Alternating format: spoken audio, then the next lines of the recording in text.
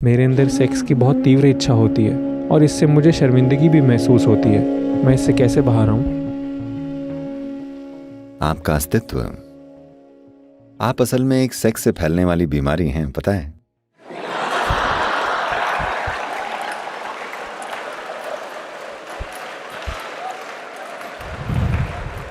ये जीवन की मूल बातें हैं। मैं कह रहा हूं कि आप इसी वजह से पैदा हुए हैं। आपकी सेक्सुअलिटी की वजह से नहीं, किसी और की। तो हम पैदा इसके कारण हुए हैं, पर क्या हमारा अंत भी इसके साथ होना चाहिए? सवाल ये है। ये बात सही और गलत की नहीं है, न ही ये नैतिकता वाली बात है। बात यह है कि इसका स्वभाव कितना सीमित है। क्या आप हमेशा के लिए इसी में फंसे रहना चाहते हैं, या फिर ये सोचना चाहते हैं कि एक बुरी बात है, मैं इसे छूना भी नहीं चाहता? नहीं, मैं कहूंगा कि करीब 30 से 40% लोगों के लिए ये एक आने जाने वाली चीज है उनके अंदर। पर सामाजिक व्यवस्था की वजह से वो सब सोचते हैं उन्हें उस दिशा में जाना पड़ेगा।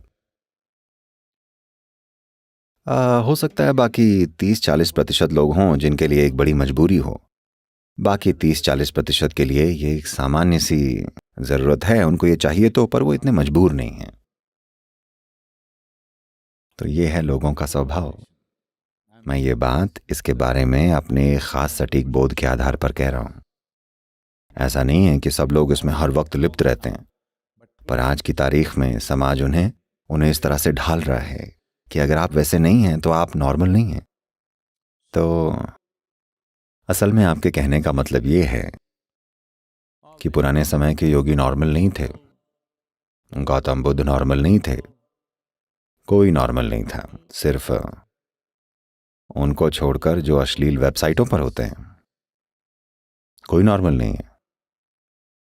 नहीं, ये फिजिकलिटी या भौतिकता का एक बहुत बढ़ा चढ़ा स्वरूप है।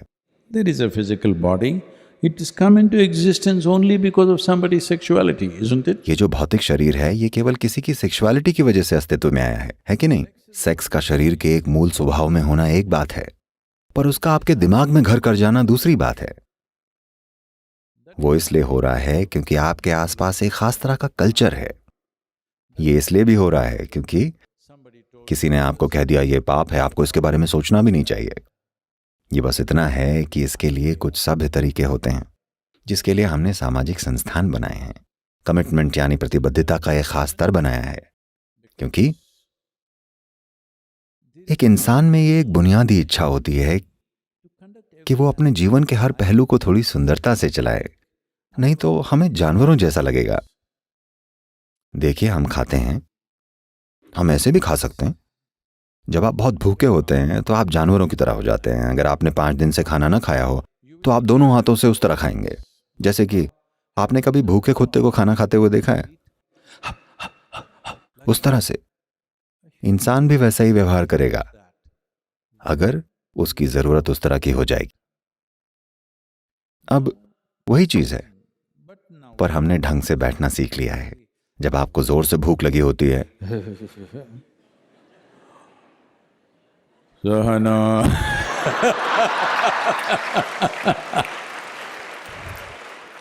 कोई ब्रह्मचारी होंगे जो आपको अपने फेफड़ों की ताकत दिखा रहे होंगे।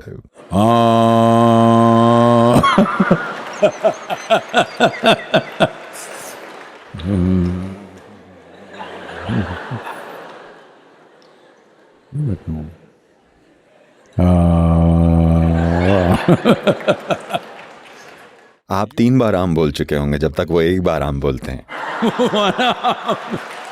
आम। क्योंकि जब आपको किसी चीज की बहुत जरूरत लगती है, तब अगर आप बस 2 मिनट रुक जाएं तो आप देखेंगे कि जो मजबूरी में हो रहा था वो जागरूकता में होगा। खाना, सेक्स, नींद और मृत्यु, ये 4 चीजें हैं जो मजबूर करने वाली हैं। एक मनुष्य जीवन के इन पहलुओं को भी जागरूकता से अंजाम देकर अपने आप को जानवरों से अलग साबित कर सकता है। सिर्फ तभी तो। अगर आप इन चीजों को धरती के दूसरे जानवरों की तरह करते हैं, तो जैसे ही आप किसी को ऐसे देखते हैं, आप कहते हैं वो जानवरों जैसा है, होता है ना? तो इंद्रियों के स्तर पर सभी में कुछ विवशताएं होती हैं, पर आपके पास एक बुद्धि है जो आपको जागरूक बना सकती है और आप जीवन के उस पहलू को जागरूकता से अंजाम दे सकते हैं। अगर ऐसा नहीं हुआ तो आपको आए दिन बलात्कार, वहशीपन और वैसी घटनाओं के बारे में सुनने को मिलता है। उस व्यक्ति की भी किसी दूसरे व्यक्ति के जैसी ही इच्छाएं हैं, पर वो इसे सही ढंग से, गरिमापूर्ण तरीके से नहीं कर पाता, क्योंकि उसकी मजबूरियां उसकी बुद्धि पर हावी हो जाती हैं। तो पहली बात ये कि आप इसके बारे में ये सारी बकवास छोड़ दीजिए कि ये पाप है, नैतिक रूप से गलत है। मुद्दा वो नहीं है। समझने वाली बात यह है कि ये चीज सीमित चीज है। बहुत सारे ऐसे लोग हैं जो खाते खाते रुक नहीं पाते। हेलो,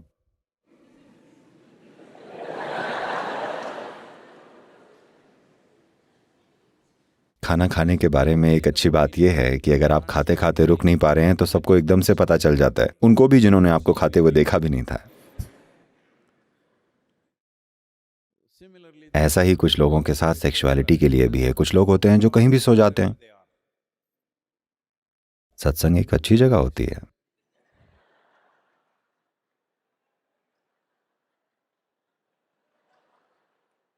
ये होता है, कोई बात नहीं। तो यही मूलभूत चीज है। ये मूलभूत प्रवृत्तियां जो हमारे शरीरों के अंदर हैं, यानी खाना, सेक्स, सोना व मृत्यु। जब आप इन चारों चीजों को जागरूकता से अंजाम देते हैं, सिर्फ तभी आप मनुष्य होते हैं। मृत्यु को भी मैं कह रहा हूं, तभी आप सही मायने में मनुष्य होते हैं। नहीं तो आप एक क्रमिक विकास की गलती हैं। तो मैं क्या कर सकता हूं सद्गुरु, ये तो क्रमिक विकास है। नहीं, यही तो असली बात है। एक बार जब आप मनुष्य बन गए तो क्रमिक विकास या एवोल्यूशन आपकी मर्जी से होता है। क्या आप विकसित होंगे या नहीं? जब आप बंदर थे, आपने मनुष्य बनना चुना नहीं था, पर एक बार आप मनुष्य बन गए तो आप किस तरह के मनुष्य बनना चाहेंगे, यह आपका चुनाव है। मजबूरी भरे किसी क्षण में आपको लग सकता है कि आपके पास कोई चारा नहीं है। नहीं, आपके पास चुनाव है। आपने बस अभी उन चुनावों का इस्तेमाल करना नहीं सीखा है। प्रवृत्तियां आप भी हैं, पर आप उन्हें चुन सकते हैं, मजबूर होकर नहीं। यही वो अंतर है। आप सभी सेक्स की वजह से पैदा हुए हैं, पर क्या आपको इसी के लिए अपना सारा जीवन जीना चाहिए? ये एक चुनाव है। ये एक चुनाव है। यह आपके शरीर का एक अंश है। ये पूरा सब कुछ नहीं है। आप जो हैं ये उसका एक अंश भर है। ये वो सब कुछ नहीं है जिसे आप मैं कहते हैं। बुनियादी रूप से ये एक लालसा है। जिसकी हम लालसा रखते हैं उसे रूपांतरित किया जा सकता है ना? जब आप एक बच्चे थे आपको पेपरमिंट की लालसा थी। अब आप बड़े हुए तो किसी और चीज की लालसा होती है। अभी आप नवयुवा हैं तो किसी और चीज की लालसा है। पर ये लालसाएं बदलती रहती हैं, है कि नहीं? This longing, will it change by the compulsions of time or will it change? ये लालसाएं क्या ये समय की मजबूरियों से बदलेंगी या फिर ये बदलेंगी आपके चुनने से, सचेतन चुनाव से? ऐसा नहीं है कि आपको ये छोड़ना पड़ेगा, आपको वो छोड़ना पड़ेगा, आपको ऐसा बनना चाहिए, वैसा बनना चाहिए। उसके भी तरीके हैं ताकि जो इनसे ऊपर उठना चाहते हैं वो ऊपर उठ जाएं। ये कुछ छोड़ना नहीं है। अगर आप ऊपर उठ जाएं तो आप सबसे मुक्त हैं। पर सबसे जरूरी बात यह है कि जब आप वो कर भी रहे होते हैं तो क्या ये एक जागरूक चुनाव है या आप एक मजबूर जानवर हैं? यही जरूरी है। This is the thing, because the essential difference between क्योंकि एक मनुष्य और जानवर में बुनियादी फर्क है उनकी जीवन के प्रति प्रतिक्रिया। हम जीवन को लेकर एक जागरूक उत्तर हैं। इसका अभ्यास कीजिए। कोई बात नहीं, आपको इसको लेकर ग्लानि में नहीं रहना चाहिए। अरे मैं सेक्स की तीव्र इच्छा से मजबूर हूं तो मैं आध्यात्मिक नहीं हूं। आप तीव्र हैं तो आप इसको आध्यात्मिक प्रोसेस बना सकते हैं, बजाय इसके कि आपको चलाए। अगर आप चलाने वाले बन जाएं तो यही आध्यात्मिक प्रक्रिया है। कि आप चाहते हैं आपको कोई चीज चलाए या आप चलाने वाले बनना चाहेंगे? अगर चलाने वाले आप हैं तो यही आध्यात्मिक प्रक्रिया है।